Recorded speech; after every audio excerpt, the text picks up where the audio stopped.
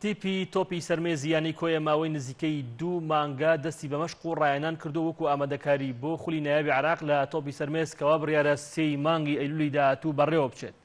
یانەی کۆیە وەرزی ڕابردوو لە خولی پلەیەکی عێراق سەرکەوتوتەوە بۆ خولی نایاب بۆیە دەیەوێت لە ڕکابەری خولەکە بمێنێتەوە ئامانجیشی گەیشتنە بە قۆناغی کۆتایی یەکێک بێت لەو پێنجانەیی لە کۆمەڵی باکوور بگەنە خولی بژاردا. تیپی تۆپی سەرمێزی یانەی کۆیە لە 3 یاریزان پێک دێت، 2 یاریزان ناوکۆیە و یاریزانێکی شاری سلێمانی ماوەی هەفتەیەکی شەکەمپی مەشقی ناوخۆییشیان کردوتەوە.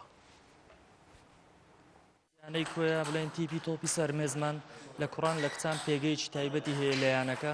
سوپاس بۆخوا پارساڵ کە بەشداری خولی دەرەجەیەکی عێراقمان کرد بەسەرکەوتین بۆ ڕیزی یانە نایابەکانی عێراق. ئێستاژ ئەو ساڵ یەکەم ساڵەکو بڵێ تەجروبەیەکی نوێ بۆ ئێمە بەشداریکردنمان لە خولی نایابی عێراق.